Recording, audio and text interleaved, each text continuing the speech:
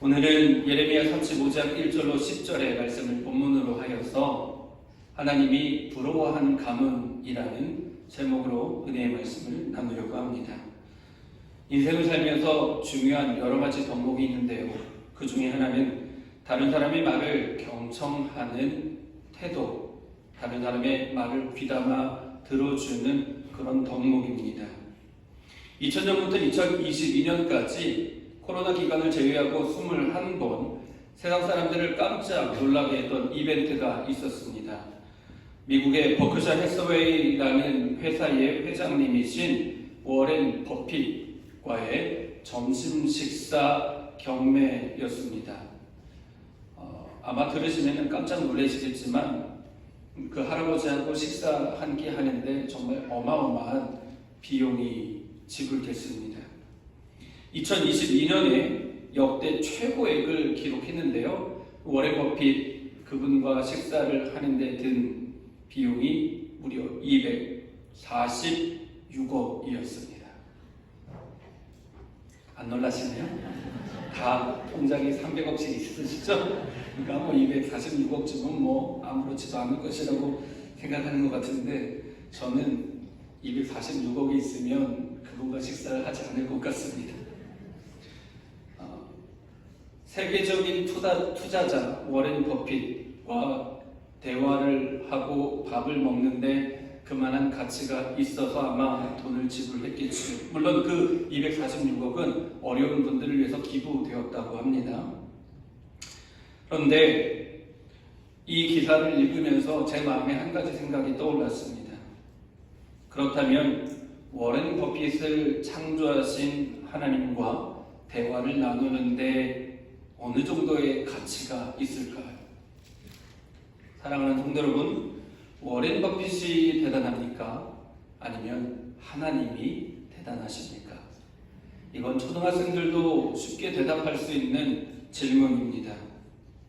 그런데 우리는 이렇게 중요한 사람들과 대화를 나누는 데는 시간이나 비용을 아낌없이 지출하는데 하나님께 나아가 하나님과 대화하는 데는 왜 이렇게 인색한지 우리 마음을 돌아볼 필요가 있는 것 같습니다. 구약성경 특별 새벽기도회를 인도하면서 창세기에서 시작해서 어느덧 신명기까지 왔는데요. 말씀을 매일매일 준비하면서 우리 성도님들께 좀 송구한 마음이 들었습니다.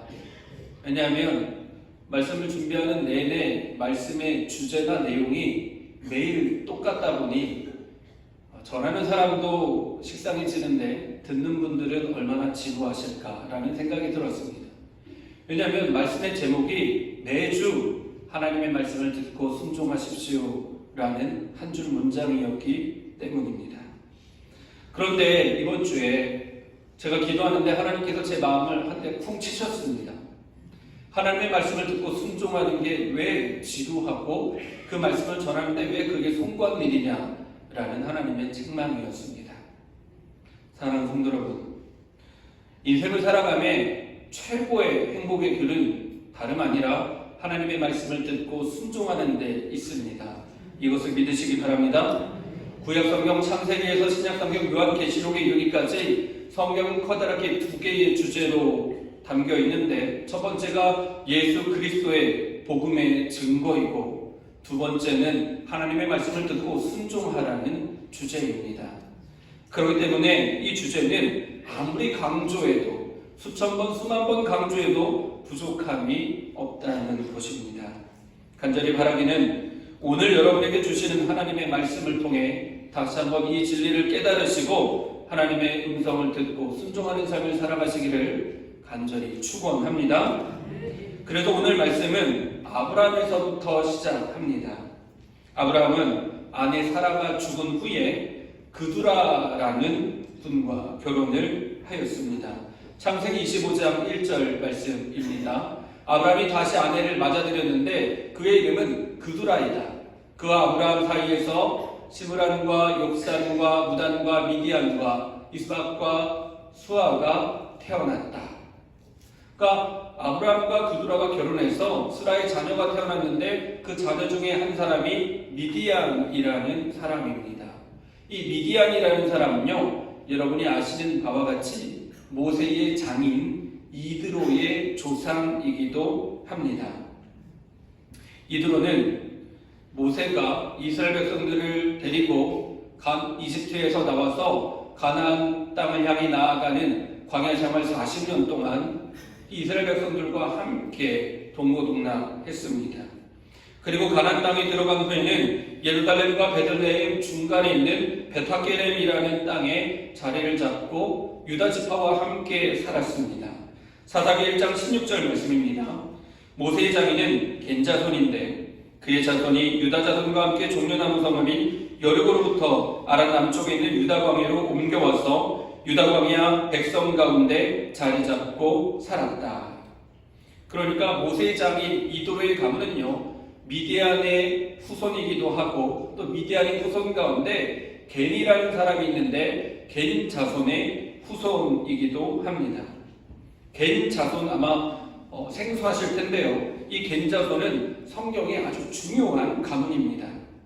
겐 자손은 아브라함과 구두라 사이에서 태어난 미디안의 후손이지만 야곱, 이스라엘의 후손은 아니었기 때문에 이스라엘 백성들에게는 이방 민족과 같은 대우를 받았습니다.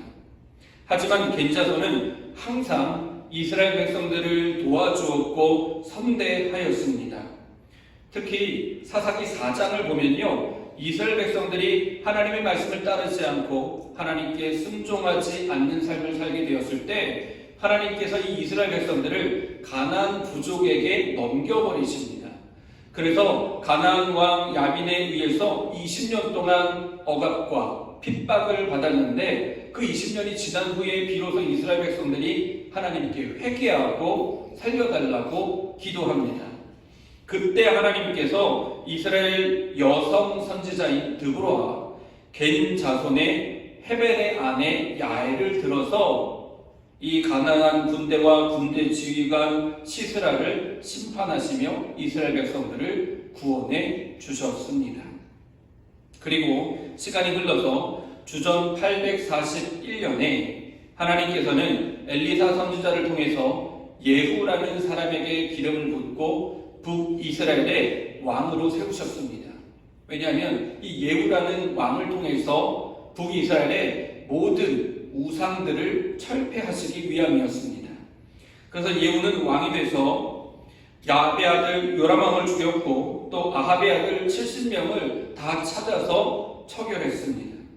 또 아합 가문의 관리와 친척들도 다 없앴고 뿐만 아니라 바알 제사장들과 바알을 섬기는 모든 종들을 다 잡아서 한 사람도 살려두지 않고 다 죽였습니다. 이때 이 바알 종교를 개혁할 때 예후 왕과 같이 종교 개혁을 이끌었던 사람이 바로 겐 자손의 레갑의 아들 여호나답이라는 사람이었습니다. 예후는 하나님의 말씀에 순종해서 바알 종교를 다 몰아내고 왕이 되었습니다. 그런데 왕이 되고 나서 부와 권력의 맛을 보고 나서는 변질되기 시작합니다. 하나님의 말씀을 다 지켜 행하지 않은 것입니다. 그래서 레갑의 아들 여호나답은 예후가 변한 것을 보고서 예후 왕을 떠났습니다. 그리고 자신의 후손들에게 다음과 같은 가훈을 남겼습니다. 너희는 포도주를 마시지 말아라. 너희뿐만 아니라 너희 자손도 절대로 마셔서는 안 된다. 너희는 집도 짓지 말고 곡식에 씨도 뿌리지 말고 포도나무도 심지 말고 포도원도 소유하지 말아라. 너희는 언제까지나 장막에서만 살아라. 그래야 너희가 나그네로 사는 그 땅에서 오래오래 살 것이다. 이와 같은 가훈을 자녀들과 후손들에게 남겼습니다. 그러면 왜 겐족 속 레갑의 아들 요나답은 이런 유언을 남겼겠습니까? 그리고 이 요나답의 유언이 오늘 저와 여러분에게 어떤 의미가 있겠습니까? 오늘 보면 예레미야 35장의 시간적 배경은 여호야김 왕이 남유다를 다스리던 605년경입니다. 그리고 아합 가문이 망하고 예후가 왕이 되었을 때는 840년입니다. 그래서 650년에서 840년을 빼면 대략 235년이라는 세월이 있는데요. 이 235년의 세월이 흘러서 남유다의 18번째 왕 여호야김이 세워진 것입니다. 이 여호야김 왕은요, 신앙적으로 부패한 왕이었습니다. 이 사람이 행한 일 중에서 가장 악한 일이 무엇이냐면요, 바로 하나님의 말씀에 기록된 성경 두루마리를 불태워 없앤 일이었습니다. 예레미야 36장 23절입니다. 그런데 여호와가 그 두루마리에서 서너칸을 읽어 내려갈 때마다 왕은 읽은 부분을 서기관의 칼로 잘라내어서 난로에 던져 넣었다. 이렇게 왕은 온 두루마리를 다 난로 불에 태웠다. 얼마나 악했는지 하나님의 말씀을 두려워하지 않고 오히려 하나님의 말씀, 성경 두루마리를 한 사람이 읽을 때마다 읽은 부분을 잘라서 불에 던져 넣었다는 것입니다. 이처럼 이 남유다 여호야김 왕 때는요, 왕과 신하들과 이스라엘 백성들이 하나님의 말씀을 듣지도 않고 순종하지도 않았다는 것입니다.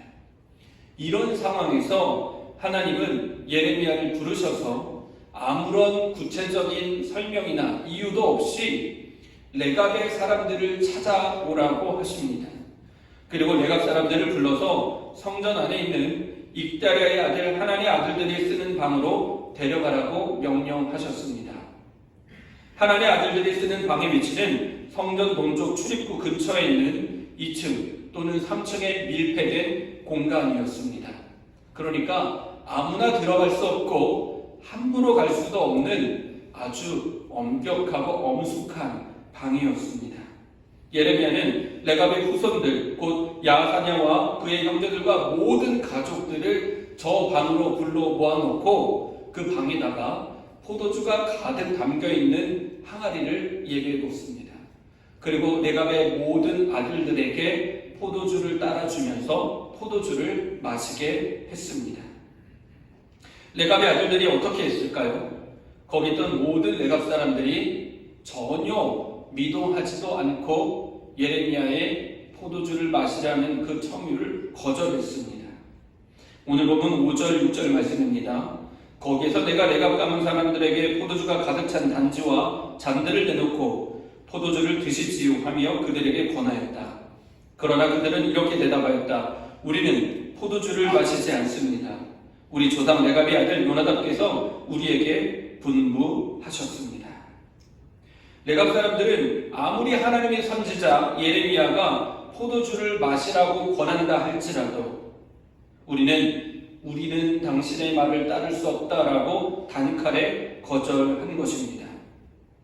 235년 전에 우리 조상 요나답이 포도주를 마시지 말고 집도 짓지 말고 씨앗도 뿌리지 말라고 명령하였기 때문에 우리는 235년 동안 조상 요나답의 명령을 지켜왔다고 고백합니다. 바로 그때 여호와께서 예레미야에게 이렇게 말씀하십니다. 13절 14절입니다. 유다 사람들과 예루살렘 주민들에게 나가서 이렇게 말하여라. 너희는 교훈을 받아들일 수도 없고 나의 말에 순종할 수도 없느냐? 나 주의 말이다. 레갑의 아들 요나답이 자손에게 포도주를 마시지 말라고 명령한 것이 이렇게 엄수되고 있다. 그 자손은 조상이 내린 명령에 순종해서 이날까지 전혀 포도주를 마시지 않는다. 사실 하나님께서는 많이 속상하시고 화도 나셨습니다. 남유다 여호야김 왕이 하나님의 말씀이 기록되어 있는 성경 두루마리를 아무 거리낌 없이 불태우고 또 왕과 백성들이 하나님의 말씀을 받아들이지도 않고 순종하지도 않고 있기 때문입니다. 하나님께서 직접 말씀하시고 또 예언자들을 보내시고 또 보내시면서 계속해서 그들에게 악한 길로 돌아서서 행실을 고치고 우상을 섬기지 말라고 말씀하셨는데도 왕과 백성들은 하나님의 말씀을 귓등으로도 듣지 않았기 때문입니다. 14절에서 16절을 다시 읽어드리겠습니다. 그러나 너희들은 내가 직접 말하고 또 거듭하여 말했으나 내 말을 듣지 않았다. 너희는 나에게 귀를 기울이지도 않았고 나의 말을 듣지도 않았다. 레갑의 아들 요나답의 자손은 조상이 자기들에게 명령한 부분을 그렇게 엄수하였는데 이 백성은 나의 말을 듣지 않았다. 사랑하는 성도 여러분, 이 말씀 앞에서 우리의 삶은 어떤지 돌아보셨으면 좋겠습니다. 하나님께서 들려주시는 귀한 말씀을 여러분이 들으시고 나면 여러분은 그 말씀을 가지고 어떻게 살아가십니까? 레갑 사람들은 얼굴도 모르는 까마득한 그 옛날 235년 전에 자기들의 조상 요나답이 포도주를 마시지 말고 집도 짓지 말고 포도나무도 심지 말고 포도원도 갖지 말라고 그냥 아무 이유도 없이 무작정 이런 가훈만 남겼는데 레갑 사람들은 조상의 말을 목숨처럼 여기며 묻지도 따지지도 않고 그 말씀을 235년 동안 지켜왔습니다. 그래서 하나님은 레갑 가문 요나답이 부러우셨습니다. 하나님은 레갑 사람들이 부러우셨던 것입니다. 레갑 사람들도 조상의 말을 생명처럼 지키는데 왜 이스라엘 백성들은 하나님의 말씀을 듣지도 순종하지도 않냐는 것이 하나님의 한탄이었습니다. 이 부분을 보면 혹자는 이렇게 반문할 수도 있습니다. 그러면 레갑 사람들은 235년 동안 하나님의 말씀을 듣지 않고 그냥 단지 자기 조상 요나답의 말만 지킨 것 아닙니까? 이게 과연 옳습니까? 라고 생각할 수도 있는데요. 그렇지 않습니다. 레갑 사람들은 누구보다 진실하게 하나님의 말씀에 순종하며 하나님만을 섬긴 믿음의 명가문이었습니다. 사랑하는 성도 여러분, 오늘 본문 예레미야 35장에는 이상한 점이 있습니다. 예레미야서 어디에도 요나답이 왜 포도주를 먹지 말라고 했는지 그 이유가 기록되어 있지 않다는 것입니다. 요나답이 가장 처음 등장한 열왕기하 10장에 봐도 창세기부터 요한계시까지 어디를 봐도 왜 요나답이 포도주를 마시지 말라고 후손들에게 그런 가훈을 남겼는지 그 이유가 기록되어 있지 않습니다. 하지만 예후가 바알 종교를 척결했던 그 종교개혁 시기에 요나답을 통해서 우리는 요나답이 왜 그런 가훈을 남겼는지 짐작할 수 있습니다. 당시 요나답은 예후가 바알 종교를 몰아내고 왕이 된 다음에 금송아지 상들도 없앨 것이라고 확신했었습니다. 그런데 예후는 단과 베델에 있는 금송아지 제단을 없애지 않았습니다. 왜냐하면 금송아지를 없애면 북이스라엘 백성들이 다시 남유다로 내려가서 예루살렘 성전에서 하나님을 예배하고 북쪽으로 돌아오지 않을 것이라고 염려했기 때문입니다. 그래서 북이스라엘 백성들이 금송아지 제단에서 우상을 섬기게 내버려 두었습니다. 레갑의 아들 요나답은 예후가 금송아지를 없애지 않은 것을 보고 실망하고 예후를 떠나기로 결심합니다. 그가 부와 권력의 맛을 보았기 때문에 하나님을 온전히 따르지 못했다고 판단하고는 오직 자신과 자신의 후손만큼은 금송아지나 바알을 섬기지 않고 세상의 온갖 부귀영화를 다 떠나기 위해서 여호와 하나님만을 신실하게 잘 섬기기 위해서 포도주를 마시지 말라고 그런 가훈을 남긴 것입니다. 그 이유가 무엇이냐면요, 포도주를 마시게 되면 음주로 인해서 정결하고 거룩한 삶이 무너질 수 있기 때문입니다. 당시 가나안 땅에서의 포도주는 바알 숭배와 쾌락적인 삶의 상징이었습니다. 바알은 농경의 신이었기 때문에 포도주를 포함한 농작물이 수확되는 추수기에 모든 백성들이 바알과 아세라를 섬기기 위해서 술을 마시고 춤을 추며 뛰어놀았습니다. 그렇게 미친 듯이 춤을 추는 것이 바알 숭배의 의식이었습니다. 그렇게 술 마시며 춤을 추고 나면 신전에서 바알신 앞에서 남자와 여자들이 음행하였습니다. 이것이 바로 바알 종교였습니다. 이와 같은 바알 숭배의 싹을 자르기 위해서 요나답은 자신의 자녀들과 후손들에게 포도주는 입에도 대지 말라고 명령한 것입니다. 또 포도나무를 심지 않고 포도원을 소유지 않고 모든 곡식의 씨앗을 뿌리지 말라고 하는 것은 농사를 짓지 말라는 명령입니다. 당시 농경 생활은 바알 숭배와 또 직접적인 연관이 있었습니다. 농사를 짓게 되면 비를 바라는 기우제를 드려야 하는데 그 비의 신이 바로 바알이었기 때문입니다. 그러므로 농사를 짓게 되면 바알 숭배를 하지 않을 수 없었던 것이 가나안의 문화였습니다. 그래서 요나답은 아예 농사를 짓지 말라고 씨앗도 뿌리지 말라고 명령한 것입니다.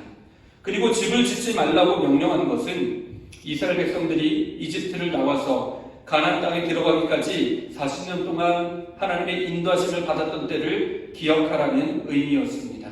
낮에는 구름 기둥으로, 밤에는 불 기둥으로, 그리고 매일매일 하나님께서 부어주시는 만나를 먹었던 조상들, 그 조상들을 인도하고 보호했던 여호와 하나님을 잊지 말라는 의미로 집을 짓지 말고 유목생활을 하라고 명령한 것입니다.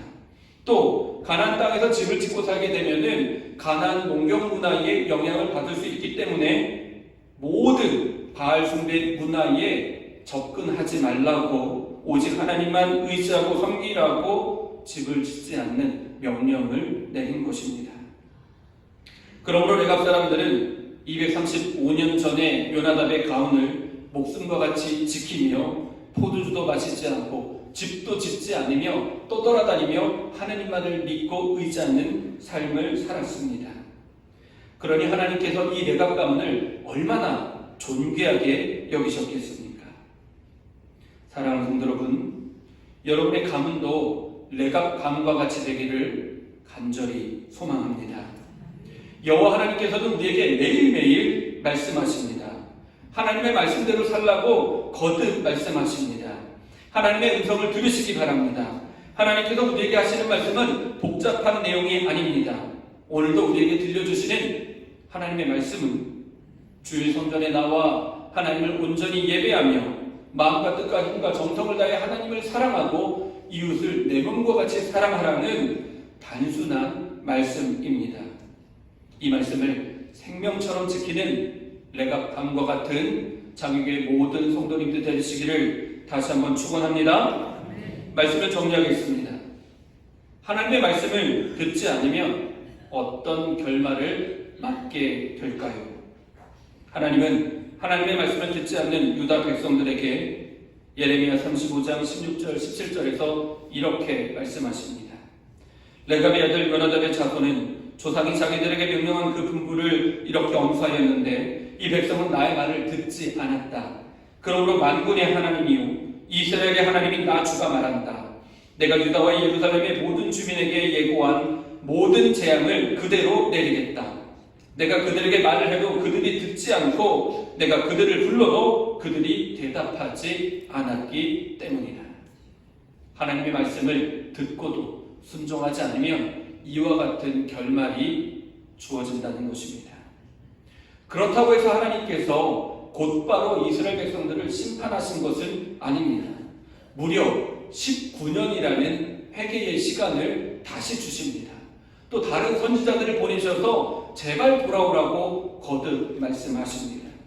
하지만 유다 백성들은 끝까지 돌이키지 않았고 결국에는 나라가 망하고 집도 망하고 또 가진 것도 다 잃어버리게 되고 심지어 바벨론으로 포로로 잡혀가기까지 합니다. 그렇다면 레갑 사람들은 어떻게 되었을까요? 예레미야 35장 18절 19절입니다. 예레미야가 레갑 사람들에게 이렇게 말하였다. 나 만군의 주 이스라엘 하나님이 말한다. 너희는 조상 요나답에게 명령에 순종하고 그의 모든 교훈을 엄수하고 그가 너에게 명령한 모든 것을 그대로 실천하였다. 그러므로 나 만군의 주 이스라엘의 하나님이 말한다. 레갑의 아들 요나답의 자손 가운데서 나를 섬길 사람이 영원히 끊어지지 않을 것이다. 아멘. 이와 같은 하나님의 언약의 말씀은 레갑 사람들에게 그대로 성취되었습니다.